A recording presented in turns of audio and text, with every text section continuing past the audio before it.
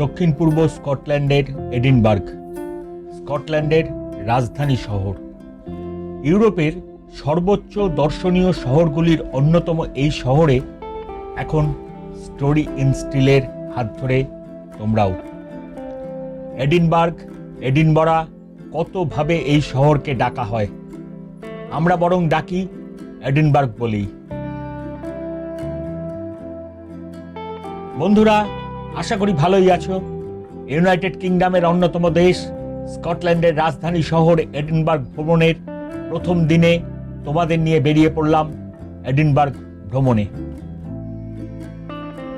প্রাচীনত্বের ছাপ মাখা হ্যারি পটারের এই শহর জুড়ে আছে স্কচ হুইস্কির ঐতিহ্য আর মাদকতা, চোখ ধাঁধানো প্রাচীন স্থাপত্য আর আভিজাত্যের ইতিহাস। সকালের সূর্যের আলো এখানকার পুরনো বাড়িগুলোর দেওয়ালে আলো দেয়। এডিনবার্গ দুর্গের কামান প্রতিদিন বেলা 1টায় গর্জন করে ওঠে, শুরু হয় দ্বীপ্রহরের। রাতে অসংখ্য পাবের আলোয় আর পানীয়ের বুদবুদে মাদকতায় ভরে ওঠে বাতাস। এর মধ্যেই স্টোরি ইন স্টিল আপনাদের নিয়ে বেড়াতে বেরোবে। আর বেরোনোর আগে আপনারা যারা নতুন তারা চ্যানেলটি সাবস্ক্রাইব করে ফেলুন, বেড়ানোর ছবিতে গল্পগুলিতে সবার আগে উপভোগ করতে। ঘন্টাটিও বাজিয়ে দিন যাতে সবার আগে আমাদের ভিডিওগুলি আপনাদের কাছে পৌঁছে যায়। 27 সেপ্টেম্বর 2023 সকালে আমাদের ঘুম ভাঙল ডালরি গেস্ট হাউসে। ভোরবেলা একটু বৃষ্টি হয়েছিল, তাই চারপাশ ভেজা। আমাদের গেস্ট হাউসের সামনে দাঁড়িয়ে দেখলাম সকালের বৃষ্টি ভেজা এডিনবার্গকে। গেস্ট হাউসের গ্রাউন্ড ফ্লোরেই আছে ব্রেকফাস্টের বন্দোবস্ত।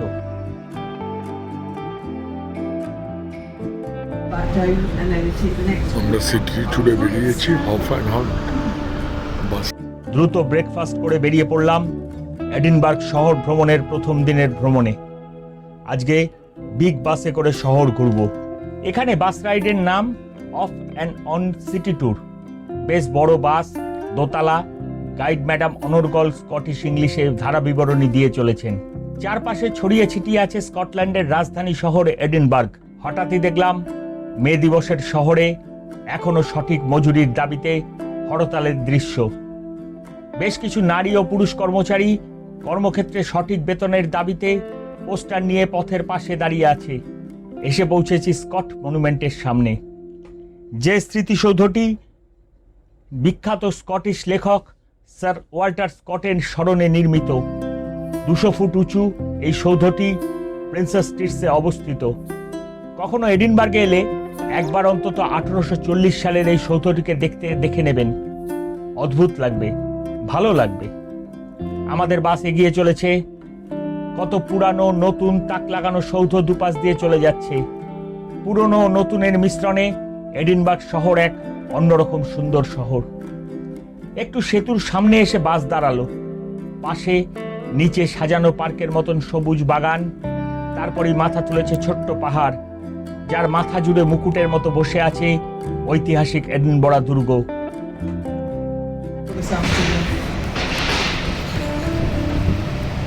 But as we were discussing,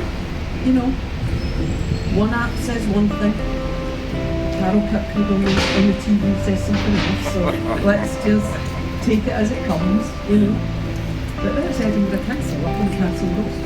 And there's been some kind of fortress, some kind of castle.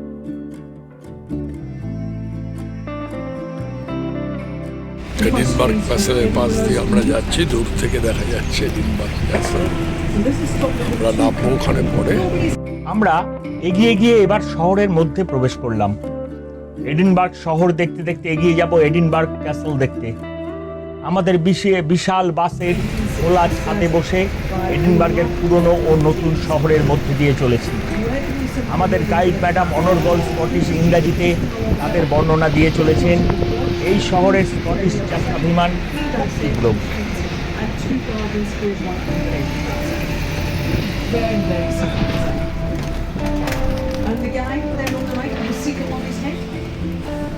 Love it when that seagull sits on his head. Have you ever paid income tax in your life? It says fine. Church in Scotland. If you go out to the Western Isles, people out there do not like the neighbours. পথের পাশে রয়েছে একটি Opera house. চলে এসেছি দুর্গের কাছাকাছি। ওই আর আমরা এডিনবার্গ ক্যাসেলের পাশ দিয়ে যাচ্ছি। So isn't that an amazing view?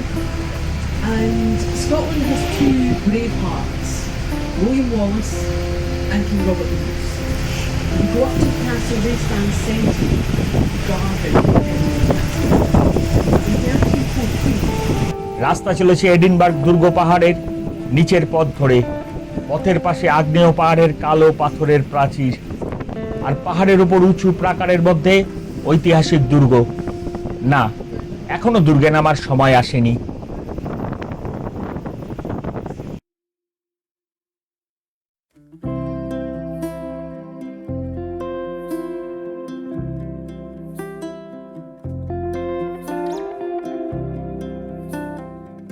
চলে এলাম রয়্যাল মাইলসের রাস্তায়। রয়্যাল মাইল হলো এডিনবার্গের পুরনো শহরের সবচেয়ে দর্শনীয় রাজকীয় স্থাপত্যগুলির ঠিকানা। এর ঠিক মাঝখানে রয়েছে উঁচু মিনার শোভিত এডিনবার্গের সর্বোচ্চ বাড়ি, the Hub public arts and events building. তার পাশেই আছে স্কচ হুইস্কি এক্সপিরিয়েন্স। ইতিহাস, স্বাদগ্রহণ ও স্কচের বিবর্তন সব নিয়েই 3000 রকমের স্কচ হুইস্কির এই সংগ্রহশালা। হাঁটতে হাঁটতে চলে এলাম বিশ্ববিখ্যাত ওয়ার্ল্ড হেরিটেজ সাইট এডিনবার্গ দুর্গের সামনের চত্বরে। এই চত্বরের নাম এসপ্ল্যানেড। এই চত্বর থেকে নিচে এডিনবার্গ শহরের খুব সুন্দর দৃশ্য দেখা যায়।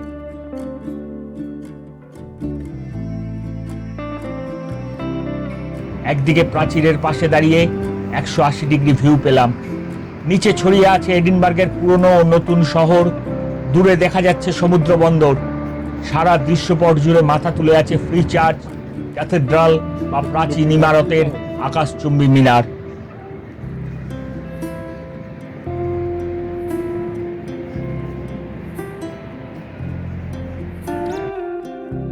এডিনবার্গ দুর্গের সামনে আমরা। এটি দাঁড়িয়ে আছে ক্যাসেল রক নামে এক প্রাচীন আগ্নেয় শিলা পাহাড়ের ওপরে। লৌহ যুগ থেকে এটিতে মানুষ বসবাস করত। পরে ম্যালকম দ্য থার্ড 11 শতকে এখানে রাজকীয় দুর্গ নির্মাণ করেন, যা 1633 সাল পর্যন্ত রাজকীয় বাসস্থান ছিল। আমরা দুর্গে প্রবেশ করলাম। প্রধান প্রবেশদ্বারের ওপর লেখা রয়েছে প্রাচীন স্কটিশ প্রবাদ, তুমি আমার সাথে যা করবে আমিও তাই করব। আমরা এডিনবার্গ ক্যাসেলে ঢুকেছি এই গেট দিয়ে। এটা হচ্ছে ওল্ড গার্ড হাউস।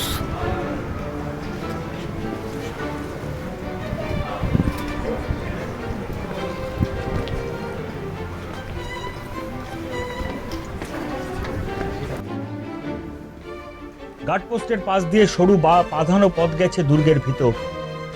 পাথরের ইটের দেওয়াল, রাস্তা ক্রমশ হালকা চড়াই হয়ে উপরে উঠে গেছে। দুর্গের ভিতরেও একটু পরপর গেট, প্রাচীর, মজবুত প্রতিরক্ষার ব্যবস্থা ছিল বহু স্তরে। এরপরে উঠে এলাম আরেকটি চত্বরে, যার এক পাশ খোলা। সামান্য প্রাচীরের অংশ আড়াল করে রেখেছে নিচের থেকে। সেখানে প্রাচীরের ফাঁকে সারি সারি পুরনো কামান। সেখান থেকেও দেখা যায় নিচের শহরের দৃশ্য। উল্টো পাশে আরো ওপরে ওঠার সিঁড়ি, তার পাশেই পাহাড়ের অংশ। আসলে পুরনো আগ্নেয় পাহাড়টিকে যথাসম্ভব রেখে দিয়েই পাহাড়ের প্রতিটা খাঁজ, ফাটল, সমান অংশ ব্যবহার করেই গড়ে তোলা হয়েছে দুর্গটিকে। মধ্যযুগের দুর্গ প্রকার থেকে প্রায় পুরো এডিনবার্গ শহরটাকেই দেখা যায়। দেখা যাচ্ছে অজস্র আধুনিক বাড়ির ফাঁকে ফাঁকে দেখা যায় প্রাচীন সৌধের চূড়া। ফ্ল্যাট বাড়ির পাশেই বহু পুরানো গির্জার মিনার, নতুন ও পুরানোর সহাবস্থান।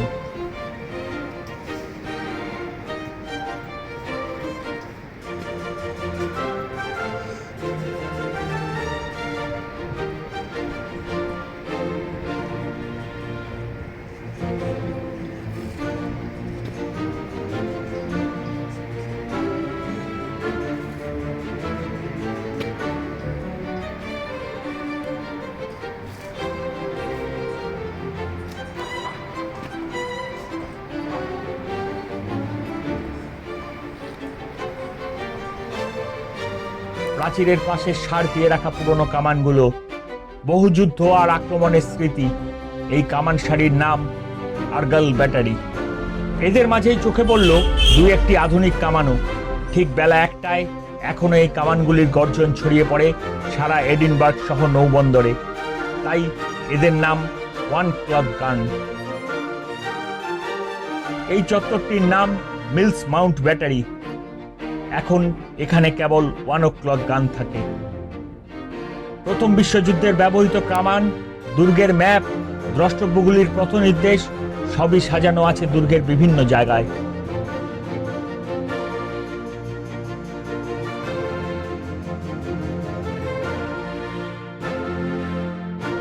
দুর্গের মধ্যে আছে বেশ কিছু বাসগৃহ, ঘোরানো চওড়া পথ।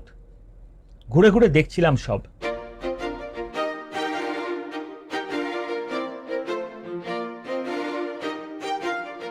এবার এসে পৌঁছালাম দুর্গের সবচেয়ে প্রাচীনতম অংশে, 12 শতকের শুরুর দিকে নির্মিত সেন্ট মার্গারেট চ্যাপেলের সামনে। বহু অবরোধ ও যুদ্ধের মধ্যে পড়ে দুর্গের বহু অংশ ধ্বংস ও পুনর্নির্মিত হয়েছে, কিন্তু এই চ্যাপেলটি এখনো অবিকৃত আছে।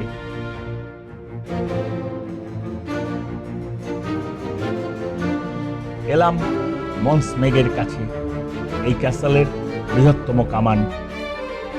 সেন্ট মার্গারেট চ্যাপেলের পাশেই রয়েছে বহু যুদ্ধের ইতিহাস আর স্মৃতিমাখা এই কামান।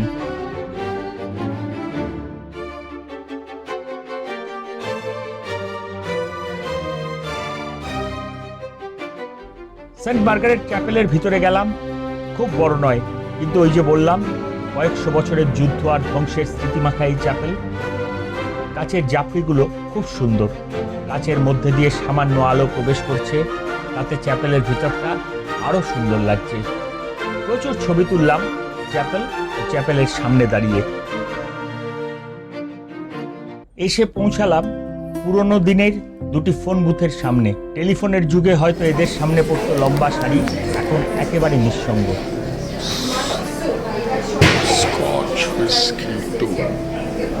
ও বলা হয়নি, আমরা কিন্তু এখন দুর্গের বাইরে। এবার লম্বা রাস্তায় হাঁটতে শুরু করলাম রয়্যাল মাইল ধরে। প্রথমেই দেখতে ঢুকলাম বিশ্ববিখ্যাত স্কচ হুইস্কি এক্সপিরিয়েন্সের প্রদর্শনশালা। পৃথিবী বিখ্যাত সব ব্র্যান্ডেরই স্কচ হুইস্কির দেখা মেলে এখানে।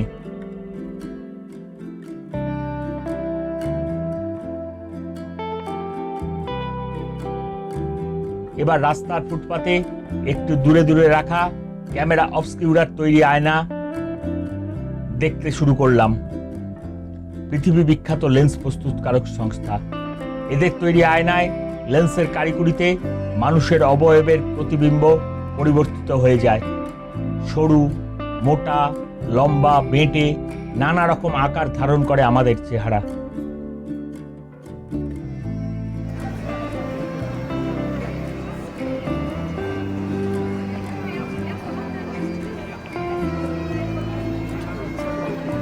Illusion obscura.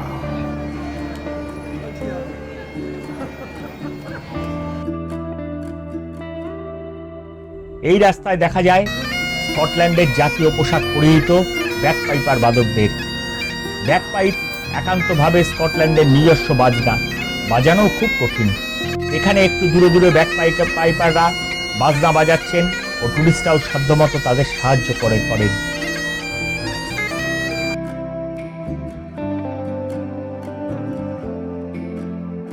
এগিয়ে চললাম সামনের দিকে, আবার বাসে উঠে পড়েছি।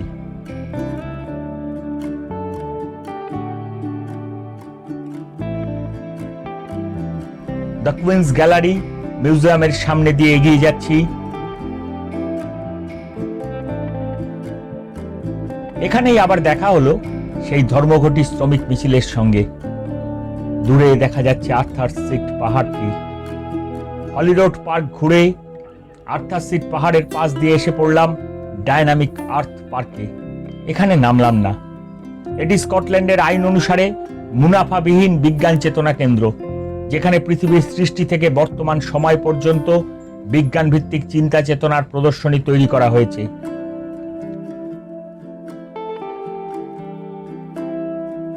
Holyrood Park.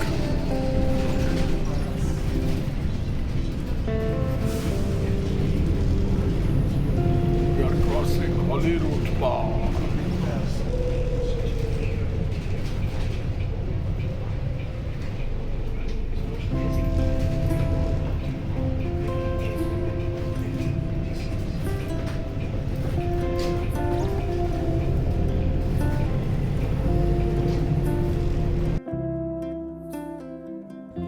আমরা হলিরোড পার্কের পাশ দিয়ে চলেছি।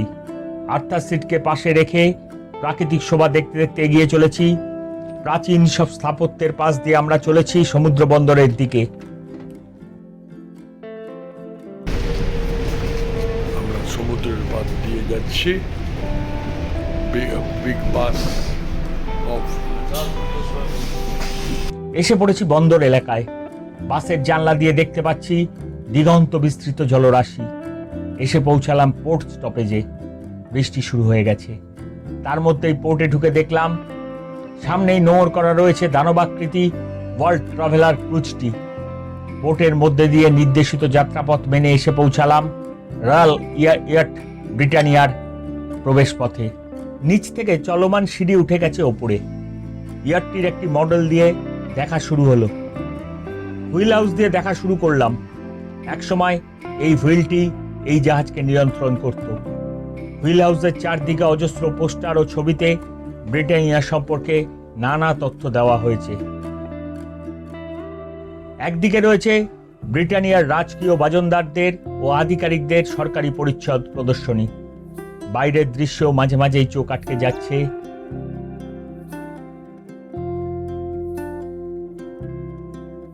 কোথাও রয়েছে অ্যাডমিরালের পরিচ্ছদ।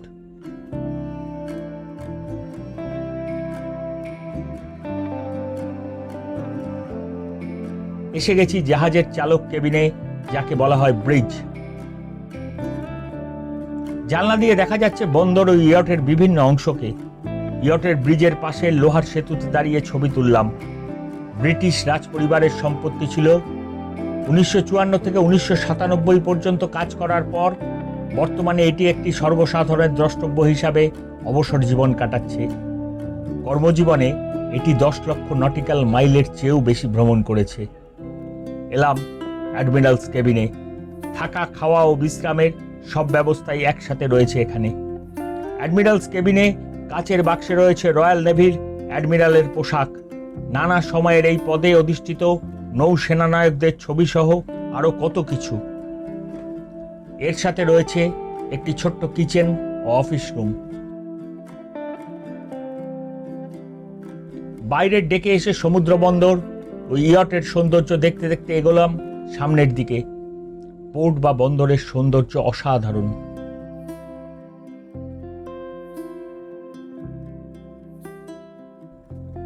ইয়টের নিচে বন্দরে পার্কিং করা আছে রাজকীয় ব্যবহার্য একটি রোলস রয়েস ও একটি ল্যান্ড রোভার গাড়ি। ইতিহাসকে ছুঁয়ে দেখার মতো। গাড়িগুলি দেখে আবার ডেকের ওপর ইতস্তত ঘোরাঘুরি করতে করতে এলাম একটা বারান্দায়। প্রচুর জানলা, পোর্ট হোল দিয়ে সাজানো রানীর অপরাহ্নকালীর বিশ্রামের ও চাপ খাবার জায়গা, দি সান ডেকে। অপরাহ্নের পড়ন্ত সূর্যের আলোয় এই ডেকটি বা জায়গাটি আলোয় স্নান করত, আর তার মধ্যে বসে রাজা রানীরা তাদের বৈকালিক চা পর্বটি সমাধা করতেন। অদ্ভুত ব্যাপার স্যাপার। দেখলাম রাজকীয় বংশোদ্ভূতদের হনিমুন সুইট। তারপর রয়্যাল বেডরুমগুলি। প্রথমে কুইন্স রুম, লাল বেড কভারে ঢাকা কিংস রুম। আবার এলাম সানডেকে। দেখলাম টি কর্নারটি।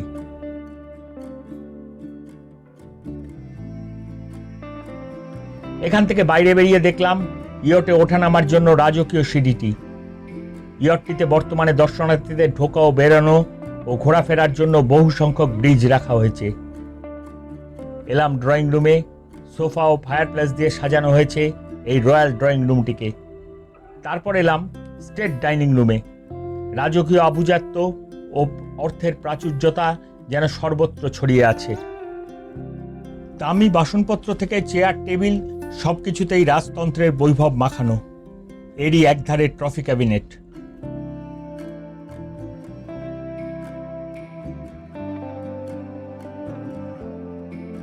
এখান থেকে বেরিয়ে রাজকীয় বার কাউন্টার পেরিয়ে চললাম একদম নিচের তলায়। এখানেই জাহাজের ইঞ্জিন রুম। সেই ড্রয়িং, ডাইনিং সহ অন্য রুমগুলো পেরিয়ে এলাম।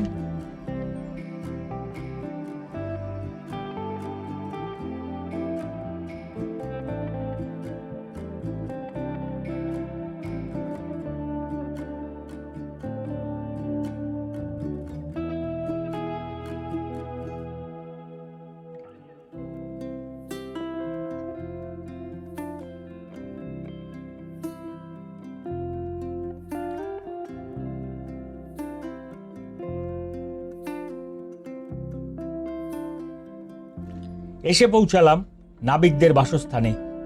একদিকে অফিসার্স ব্যাংক ও অন্যদিকে এদের ব্যাংকগুলো রয়েছে।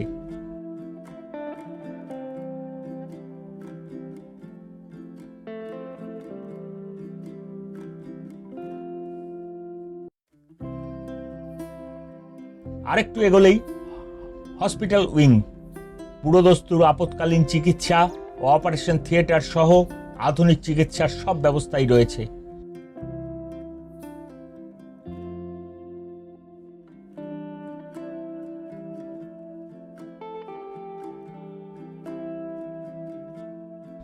হসপিটাল দেখেই বেরিয়ে এলাম বাইরে।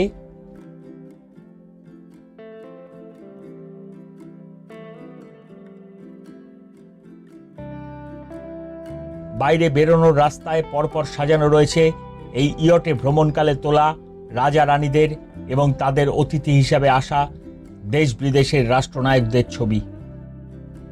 এবার গন্তব্য বাইরের দিকে। বাইরে এসে বাসে করে আবার এডিনবার্গ শহরের কেন্দ্রে অবস্থিত হলিউড প্যালেসের সামনে চলে এলাম। এডিনবার্গ শহরের অন্যতম সেরা রাজকীয় বাসগৃহ হলিউড প্যালেস।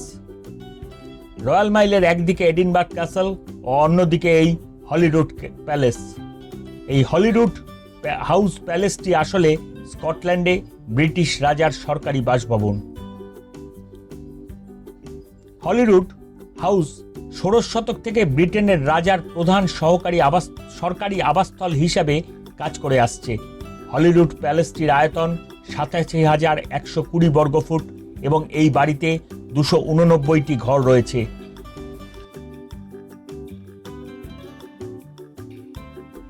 রুড হলো ক্রুসের সমার্থক একটি শব্দ, যাতে যীশু খ্রিস্টকে ক্রুশবিদ্ধ করা হয়েছিল। এজন্য হলিউড হলো হলি ক্রসের সমার্থক।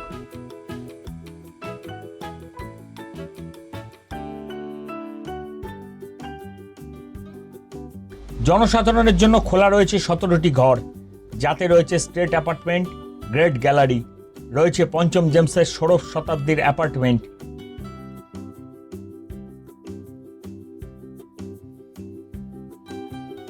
এবং ডেভিড মারিয়ার 1745 সালের একটা ঘটনাচিত্র।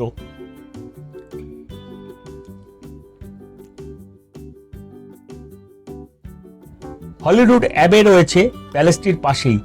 1128 সালে স্কটল্যান্ডের ডেভিড আই দ্বারা প্রতিষ্ঠিত। বর্তমানে অ্যাবেটি অনেকটাই ধ্বংসপ্রাপ্ত।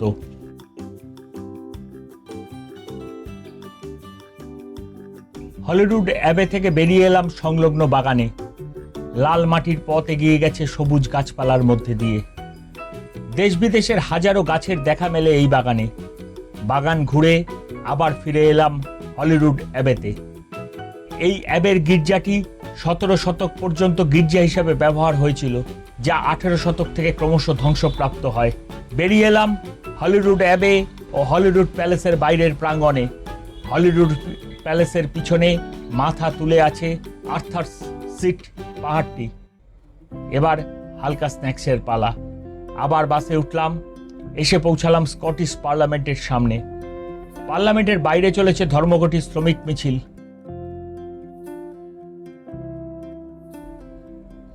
পার্লামেন্ট হাউসটিও নতুন ও অনবদ্য দৃষ্টিনন্দন গঠনশৈলীতে নির্মিত। পার্লামেন্ট ভবনের প্রবেশদ্বার। পার্লামেন্ট হাউসটি চারদিক দিয়ে ঘুরে দেখলাম, অনেক ছবিও তুললাম।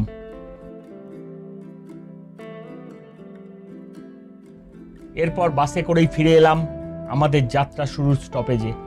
এখান থেকে আমাদের ডালরি গেস্ট হাউসে। আজকের মতো ভ্রমণ শেষ আমাদের এই পর্বের গল্পের। ফিরে আসছি আগামী পর্বে। আমাদের মোবাইল ও কম্পিউটারের বৈদ্যুতিক গোলযোগের কারণে অপূরণীয় ক্ষতিতে আমাদের এই পর্বটি তৈরি করতে অনেক দেরি হয়ে গেল। সেজন্য আন্তরিকভাবে দুঃখ প্রকাশ করছি। যারা আমাদের নিয়মিত সাথী তাদের সবাইকে জানাই ধন্যবাদ। নতুনদের অনুরোধ করি ব্লগটি দেখা এবং লাইক, কমেন্ট, শেয়ার ও অবশ্যই সাবস্ক্রাইব করবার জন্য। সবাই খুব ভালো থাকুন, ভালো ঘুরুন।